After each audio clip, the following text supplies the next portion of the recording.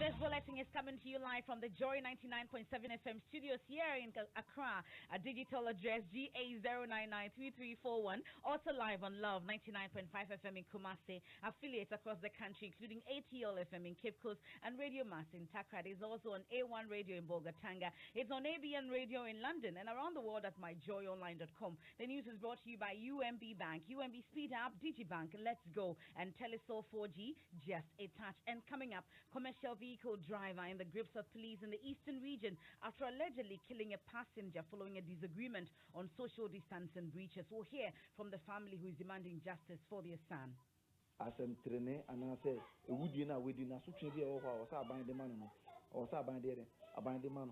Nayan edition now, Yashran, Omunjan Mumana, Yankopeno, Crabena, Yankranate.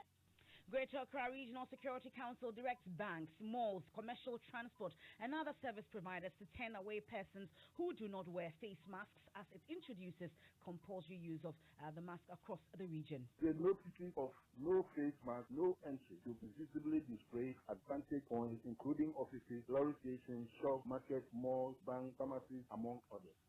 We have details from that Security Council meeting which decided immediate start of the new measures. And as COVID-19 triggers freeze on political campaigning for the crucial December election, Joy News explores the impact of the pandemic on politics in a country preparing for an election. The NDC probably will have also come out with their running mate by now, but now all this is suspended and therefore the time of the campaigning will also reduce.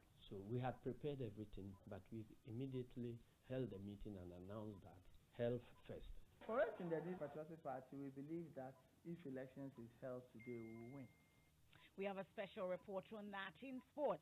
Former executive committee member of the Ghana Football Association, Wilfred Osei-Kwekupama, charges clubs to respect players' contracts and not touch their meager salaries as a conversation over pay cut rages.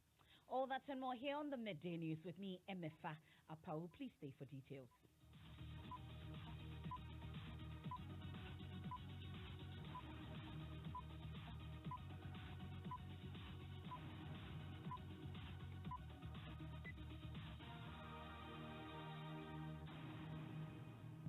Thanks for your company. Details now. And a commercial vehicle driver is in the grips of the Eastern Region Police after allegedly killing a passenger following a disagreement on social distancing breaches.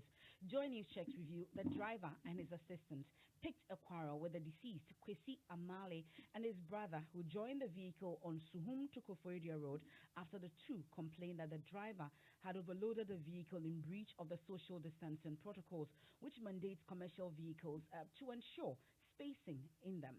Shortly, we'll hear from the family of the deceased who is demanding justice. But first, Eastern Regional Correspondent Kofi Siang joins us on the line with more on this issue. Kofi, explain to us how this confrontation ended in the alleged killing of this young man.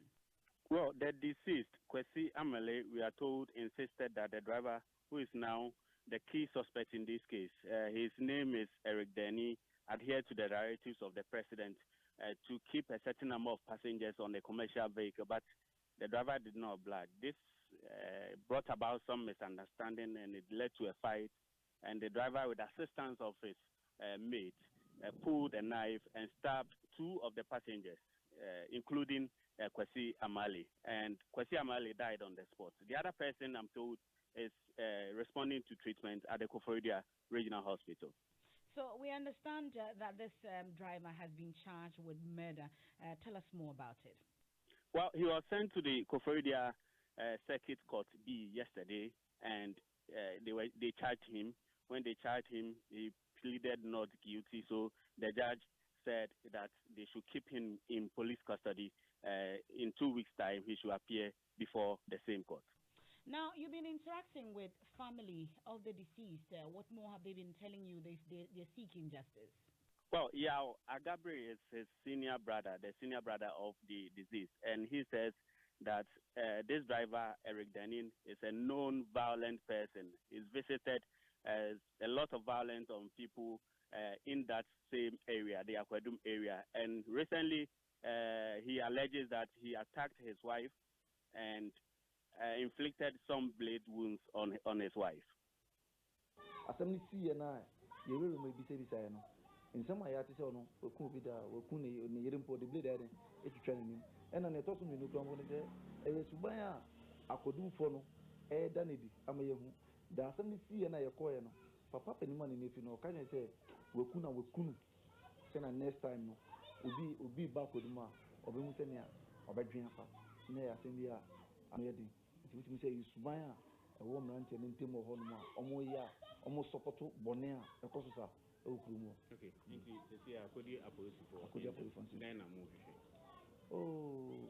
Sisi a deɛ ofiri sɛnea wobisa me sisi no akɔdi polisifoɔ nsɛm yɛne polisifoɔ ɛntumi nhyɛ polisifoɔ anaasɛ ɛntumi nhyɛ aban sɛ aban nyɛ ne sɛ sɛ ɛbɛyɛ a asɛmterene anaasɛ ewudie no a wadi no asotwe bi a ɛwɔ hɔ a ɔsɛ aban de ma no no ɔsɛ aban de ma no na yɛn yɛde hyɛ no a yɛahwere no no ɔmo ngya ne mu ma na yɛnkɔpɛ no korabrɛ na yɛnkura no kɛkɛ.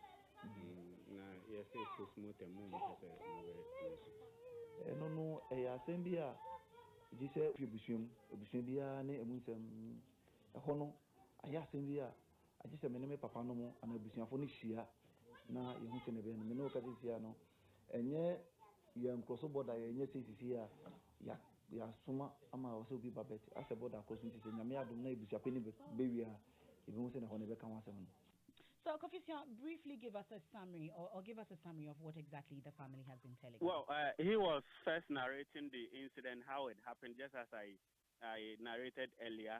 And he says that this person is someone who is known to be a violent person, and that when they visited the police station, a certain man in the area said that he should have killed the other person too. And so this has been the explanation of the senior brother of the driver. And so they are only asking for justice. They want the police to speed up investigations and ensure that they get justice. Well, that's our Eastern Regional Correspondent, Kofisia. But quickly, Kofisia, what's the talk in town about this particular issue? Well, it's a surprise to many because people who know this disease says that he's not somebody who is known to be violent. He's not been engaging in such acts. So they are surprised that this could happen to him. Well, that's Eastern Regional Correspondent. Thank you very much. To the Ashanti region now, where management and staff of Methodist Hospital at Ankase in the Efija Kwabre South District are seeking justice for one of their colleagues shot by armed robbers 12 days ago. Stephen Nyameche, a senior biomedical scientist with the hospital, died of his wounds after he was shot on his way to work. My colleague Erastus Asaredonko has been following this. He will join us shortly with details on this. As and when we're able to reach Erastus, we'll bring you more on this. But the Greater Accra Regional Security Council has directed banks, malls, commercial transport and other service providers not to admit persons who refuse to wear face masks. The Security Council has also directed assemblies within the region to set up satellite markets to decongest the heavily populated existing markets. Regional Minister Ishmael Ashite, who also chairs the council, will join us for some more on these measures shortly. But first, though, let's take you to the CMB market in Accra Central Business District, where social distancing is a big issue there. My colleague Mamiesi Nyameche Thompson just returned from that market. She joins me in studio. Mamiesi, what did you find? So, Emefa, activities are back to the way it was. There's no sign that to tell that Ghana is actually waging a war against COVID-19. The continuous education on social distance seem to have made very little impact in the market. You'd see huge numbers, especially the traders, crammed on pavements in the market. And the police were forced this morning to disperse some of them. But when I got there, I still found some of them lingering around trying to sell their wares. And so I got some of them to speak to me, and this is what they said. Member 7, I have 7 children, and I sell here to feed them. I have become the breadwinner since their father died. I cannot feed them if they continue beating us. I am a single mother. I came to Accra to do business. Anytime I set up here, the tax force chases us out. Some traders were even beaten, and some have been on admission. Because of that, it is affecting our business, and my children are also going hungry at home. Just recently, I was beaten. I had to stay at home. I only came back today, and they beat me up today too. Today is the fourth day since the president lifted the restriction on movement, but since we came here, the police keep beating us. Why?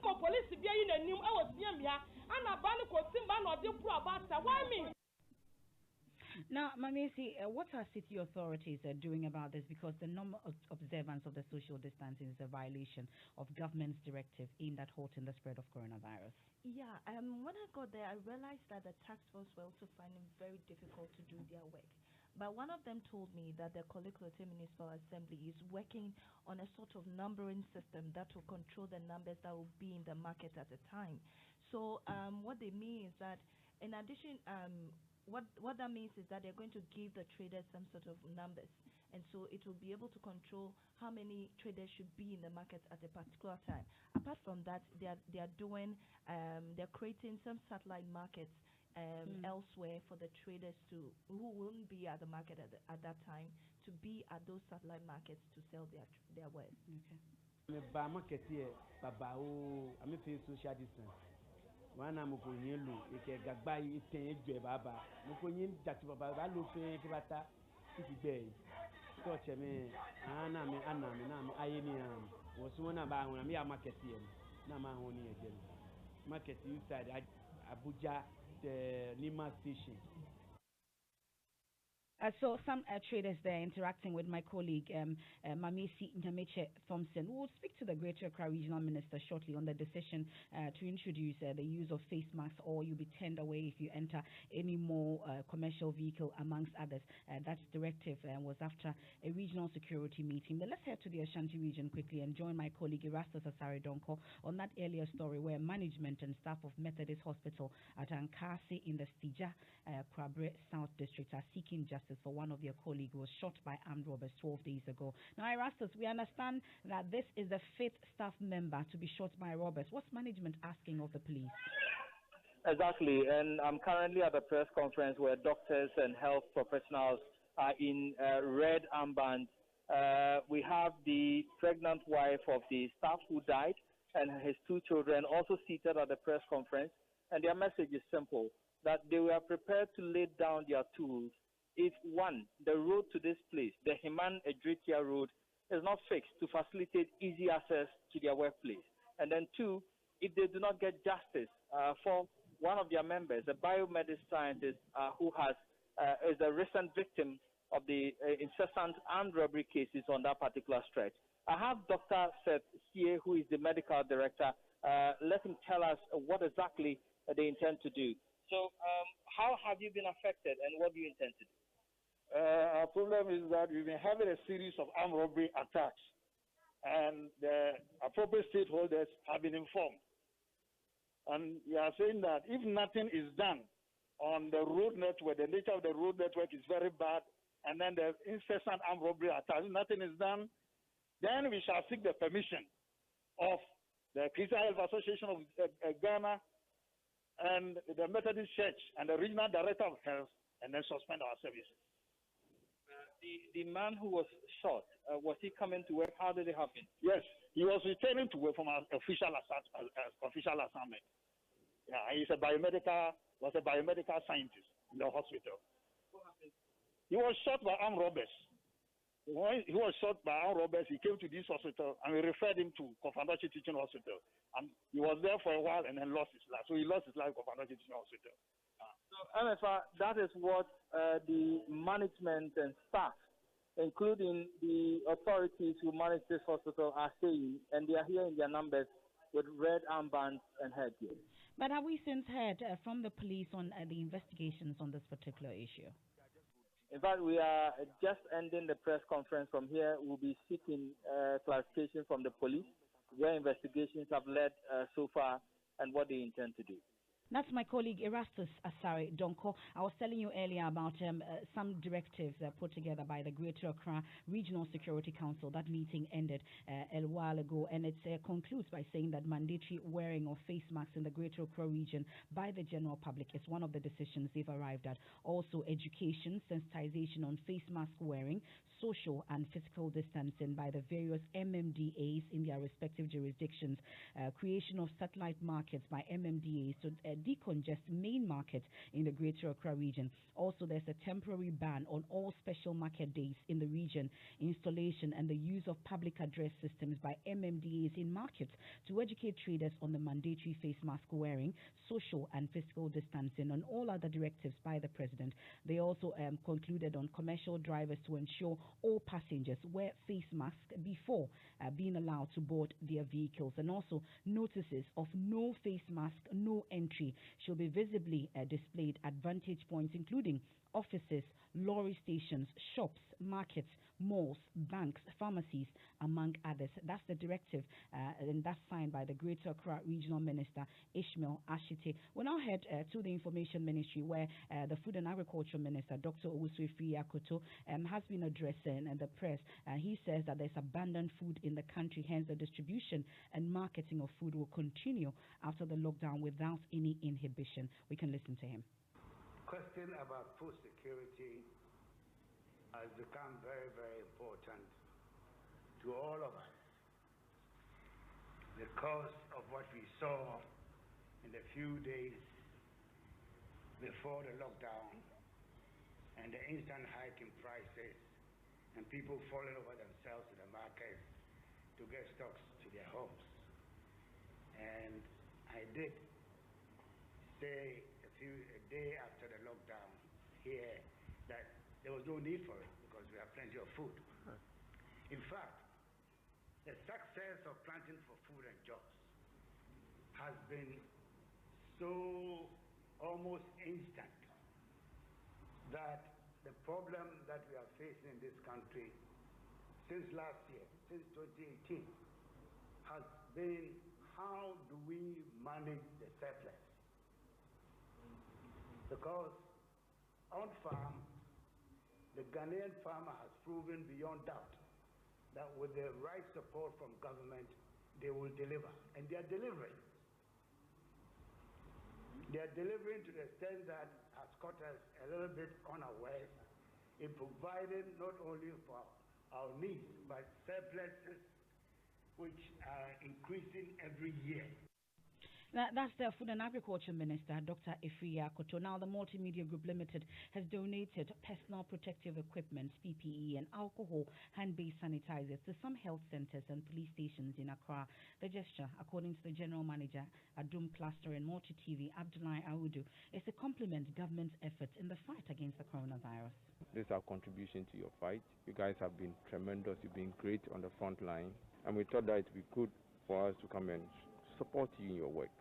So we brought some face masks, some latest gloves, aprons, sanitizers to help you do your work and do it very well. So on behalf of Multimedia Group, please accept our contribution. So that's the head of Adum and Multi-TV Cluster, Abdullahi Awudu, during that donation. It's the midday news here on Joy 99.7 FM. Top story, commercial vehicle driver in the grips of police in the eastern region after allegedly killing a passenger following a disagreement on social distancing breaches. We heard from the family who are demanding justice for their son. When we return, COVID-19 triggers freeze on political campaigning for the crucial December election. Joy News explores the impact of the pandemic on politics in a country preparing for an election. The NDC probably would have also come out with their running mate by now, but now all this is suspended, and therefore the time of the campaigning will also reduce. So we had prepared everything, but we immediately held a meeting and announced that health first. For us in the Patriotic Party, we believe that if elections is held today, we will win. UMB was established in 1972 as the premier bank for the corporate and private sector in Ghana. From our very beginning, as the only Ghanaian bank serving all categories of businesses, we set a standard for excellence and innovation. Over the past 45 years, we've built a financially healthy and strong bank, demonstrated our commitment to our customers and to growing businesses, and exhibited originality and innovation at every turn. At UMB, our focus is built around people, service, products, and technology. These are the key to our present success and our future triumphs. At UMB, we're poised to make a difference not only with our customers, but also in the banking industry. We invite you to share in our future. Our future starts now with you.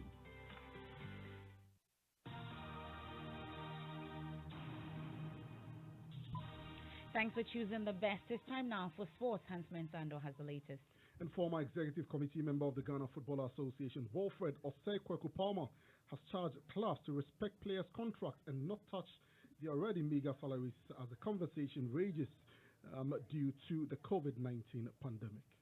When you look at the fact that the average or the highly paid Division 1 player is taking about 800 Ghana cedis, and looking at the economic circumstances, where are you going to get a pay cut for such a person? When after the COVID-19, prices of items are skyrocketing, how would such a player be able to survive?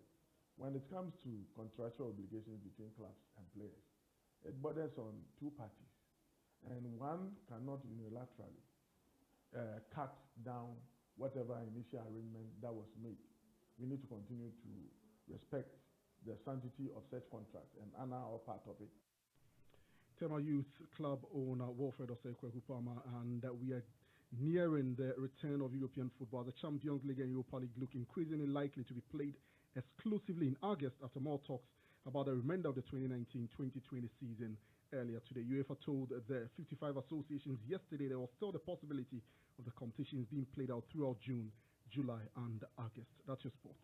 Thank you very much, Hans. And this election will be the third and final contest between John Mahama and Nana Akufo-Addo for President of the Republic of Ghana. Now, having lost to John Mahama in the 2012 elections, Akufo-Addo won convincingly in 2016, and stakes are even higher as the two clash again this year. Whoever emerges victorious serves the final of a constitutionally permissible 2 terms. But a pandemic seems to be rewriting strategy and threatening campaigning. In the following special report, Joy News' Winston Amwa explores the impact of the COVID-19 pandemic on the fortunes of John Mahama and Akufo-Addo. Listen. In February 2020, the NDC launched the Speak Out Tour. The tour, which was to take place in all 16 regions of the country, was to enable its leader and flag bearer, John Mahama, to meet, interact with, and listen directly to the people of Ghana.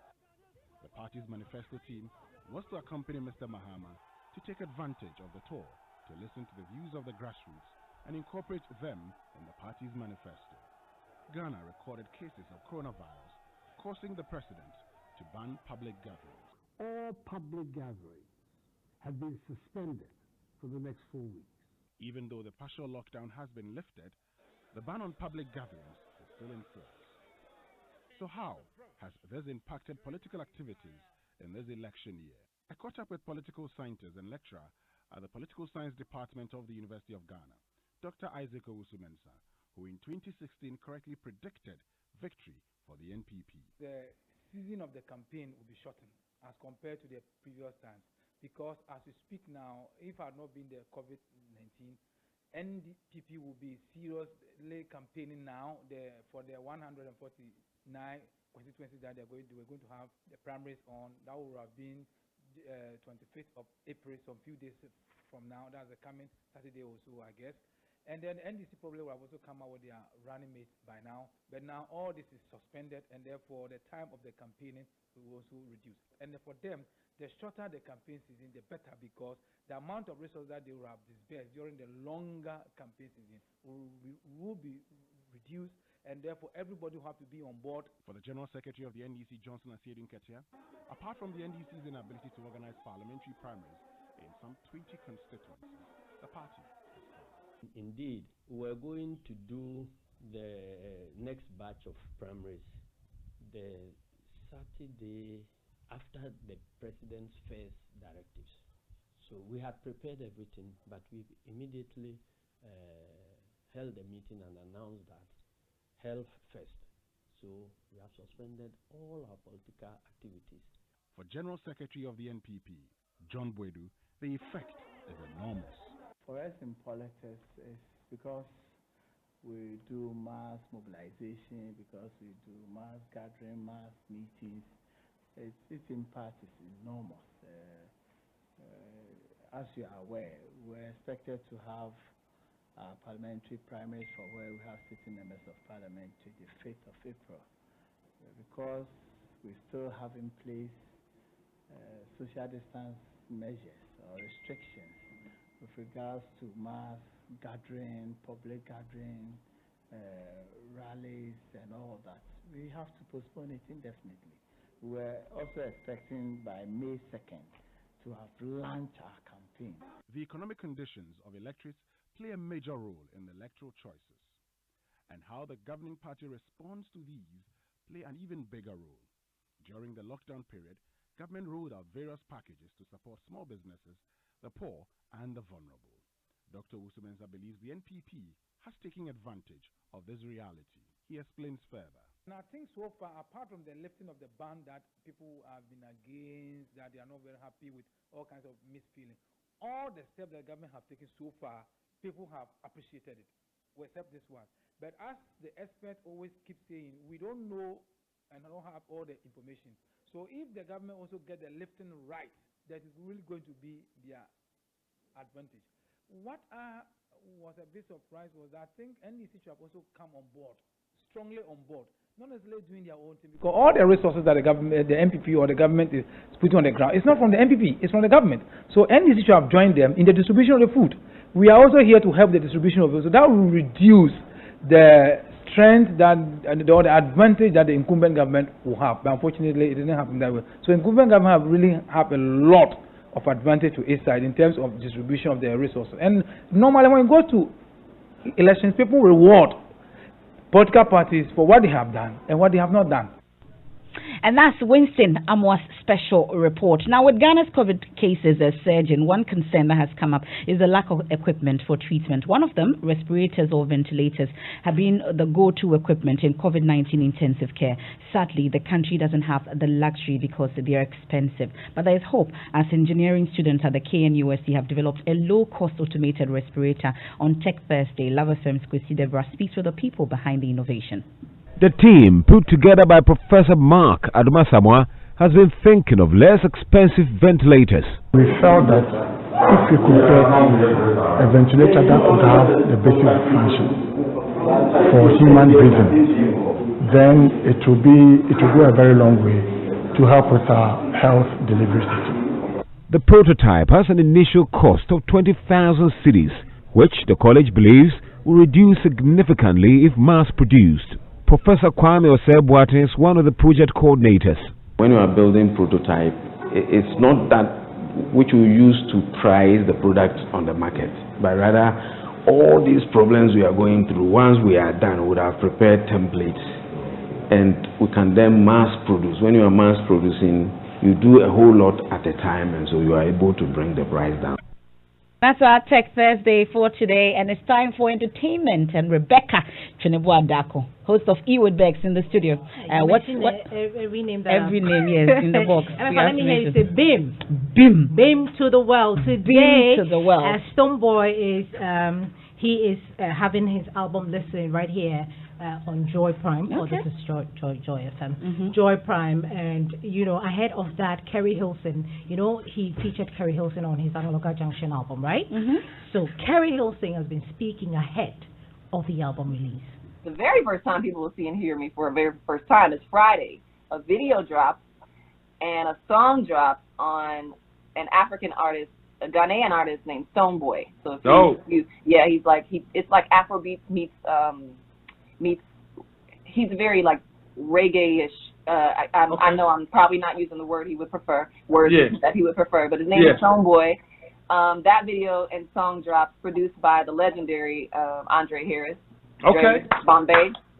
All right. So shout out to them for that actually being, it wasn't supposed to be the first time I'm seeing. My project was supposed to be the first time I'm seeing, but I'm right around there. So. All right. Well, we're looking forward to it. Yeah. Thank you. Of course, we're looking forward to it. And she's R&B-ish. Yeah, R&B-ish. And Stoneboy is reggae-ish. Emefa, what is Angologa Junction? Angologa? Angologa Junction Alea. Angologa. Ta Egba on Joy Prime. We will get to find out where exactly Angologa Junction and why Angologa Junction is the name of the album. Exactly. And if I die today, Oh, you're singing. If I die today, I am a hero.